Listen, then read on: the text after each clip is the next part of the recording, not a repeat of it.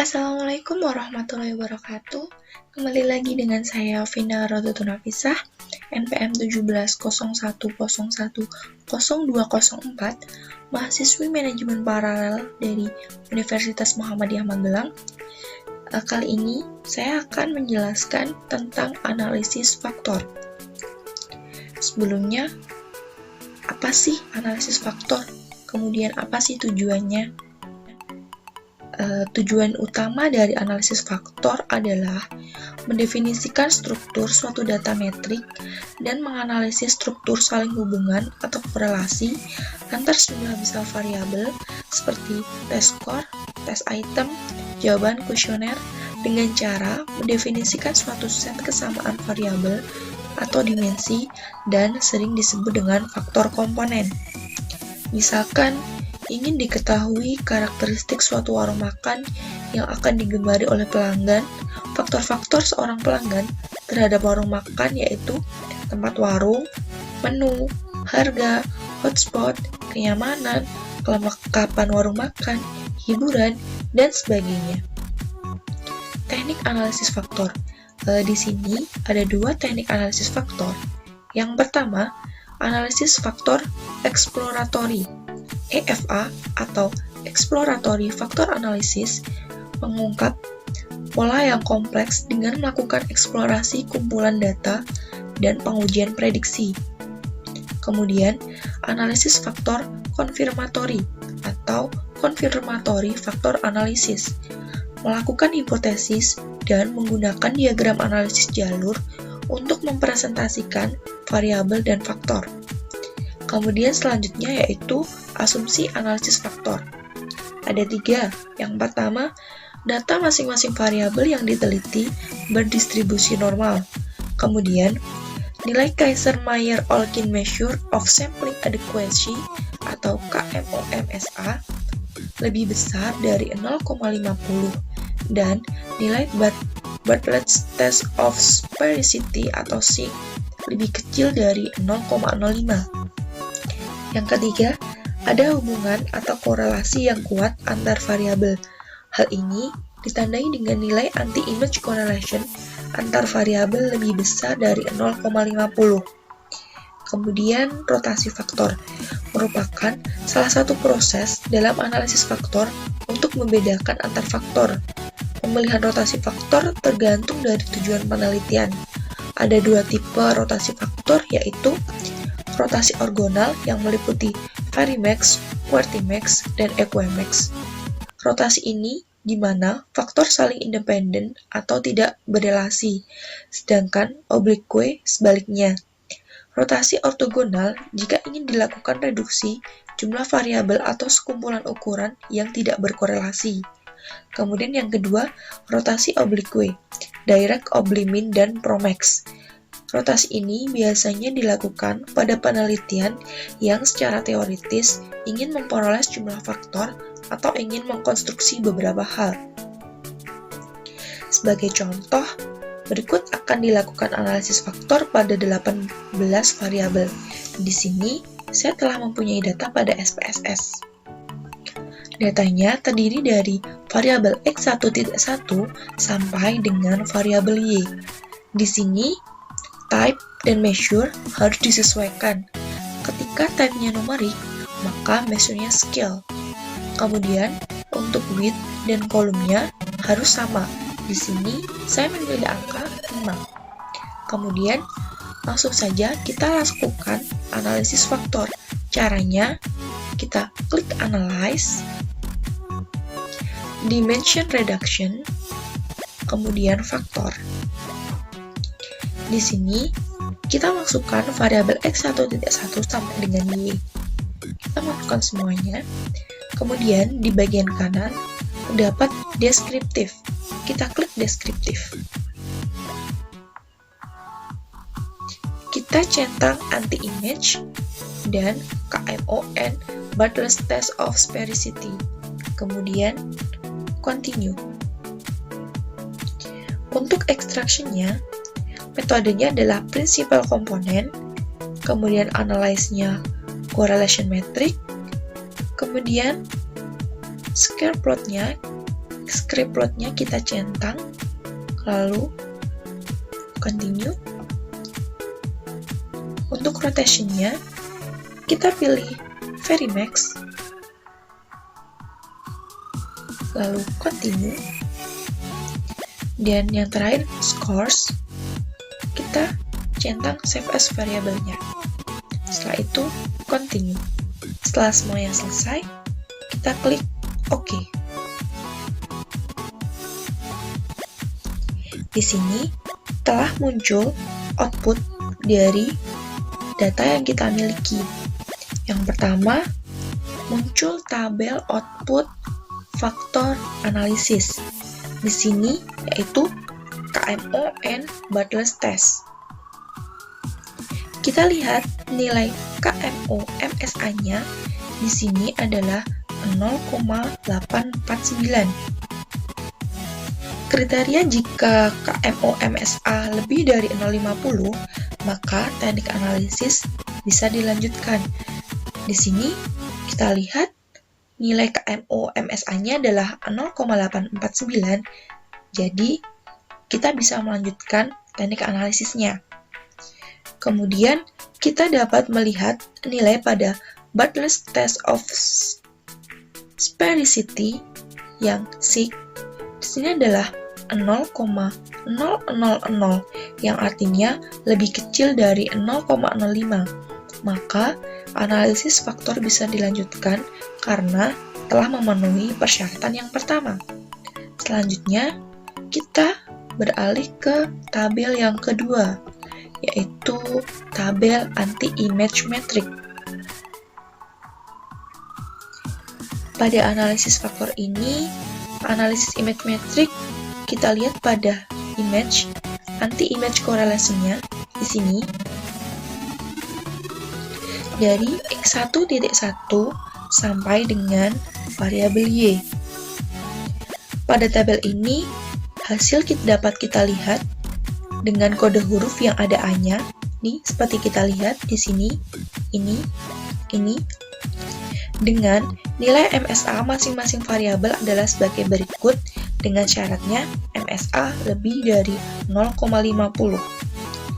Kemudian untuk X1.1-nya adalah 0,860, X1.2-nya 0,844, X1.3-nya adalah 0,877, dan selanjutnya sampai dengan Y. Dari sini, semua variabel telah memenuhi syarat MSA, yaitu lebih dari 0,50. Selanjutnya, kita bisa lanjut ke tabel output yang ketiga, yaitu commonalities. Tabel ini menunjukkan nilai variabel apakah mampu untuk menjalankan faktor atau tidak, dengan nilai extraction-nya yaitu lebih dari 0,50. Jadi, yang kita lihat di sini adalah nilai extraction-nya.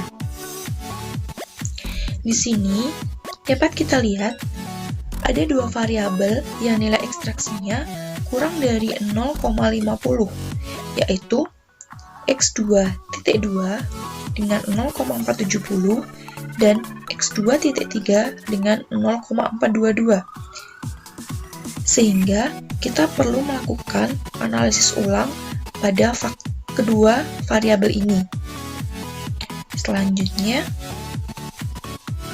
kita lanjut ke total variance explain.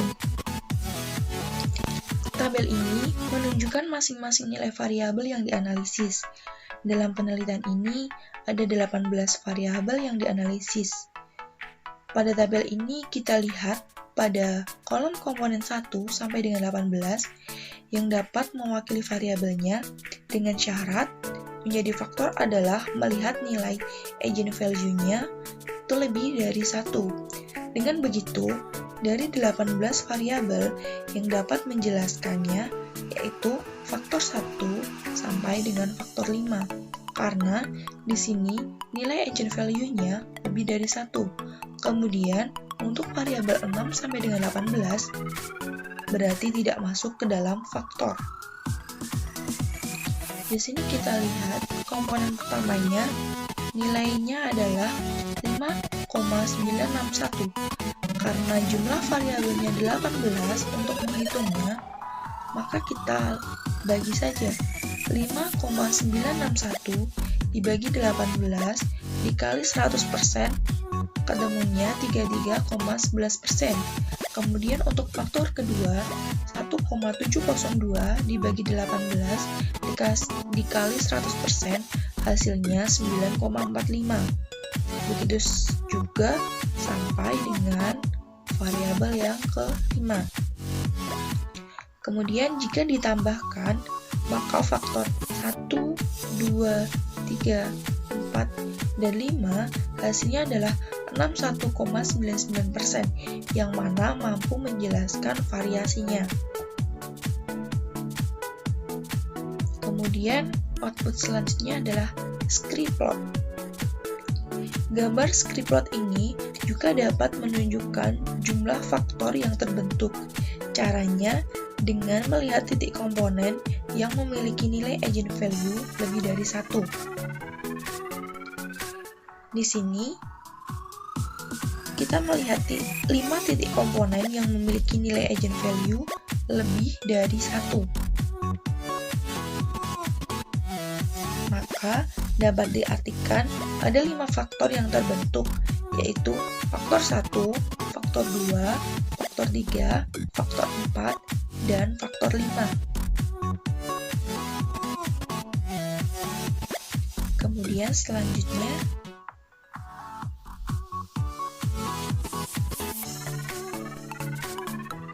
tabel komponen metrik menunjukkan nilai korelasi atau hubungan antara masing-masing variabel dengan faktor yang terbentuk.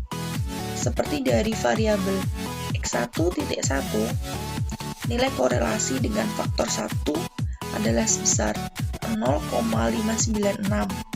Faktor 2-nya adalah minus 0,222 sampai dengan faktor 5 yaitu minus 0,142.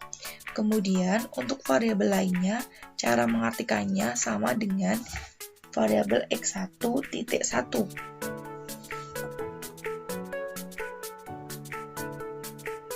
Tabel selanjutnya adalah rotate komponen metrik.